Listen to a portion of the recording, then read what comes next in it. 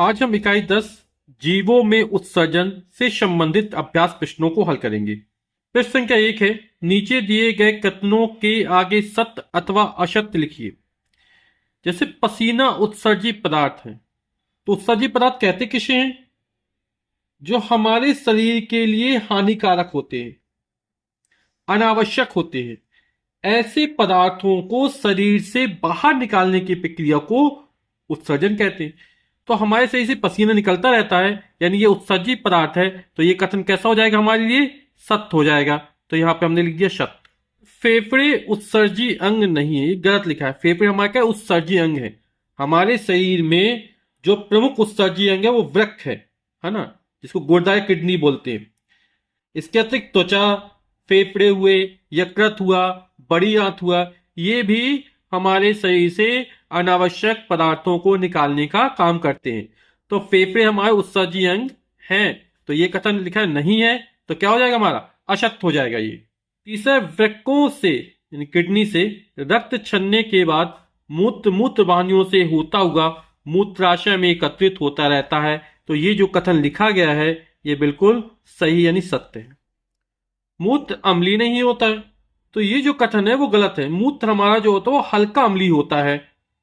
पत्तियों से carbon dioxide रंध्रों, छेदों द्वारा बाहर निकलती है।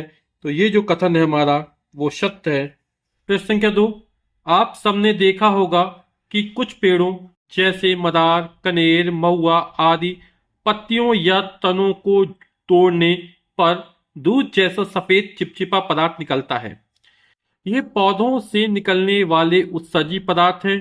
इसी प्रकार निम्नलिखित में पौधों से निकलने वाले उत्सर्जी पदार्थ के नाम छांटकर नीचे लिखिए। तो चिपचिपा पदार्थ दूध जैसा निकलता है, ये हमारा क्या है? उत्सर्जी पदार्थ है। ये चित्र में दिखाया गया। तो यहां पर जो लेटेक्स है ये भी हमारा कैसा है? उत्सर्जी पदार्थ है। लकड़ी नहीं है, पत्ती नहीं है। रेजिन या गोंद भी हमारा उत्सर्जी पदार्थ है। टहनी नहीं है, छाल नहीं है।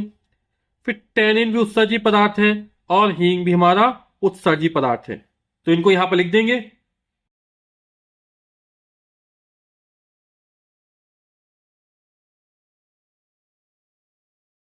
प्रश्न संख्या 3, पौधों में उत्सर्जन वाष्पोत्सर्जन क्रिया किस अंग द्वारा होती है?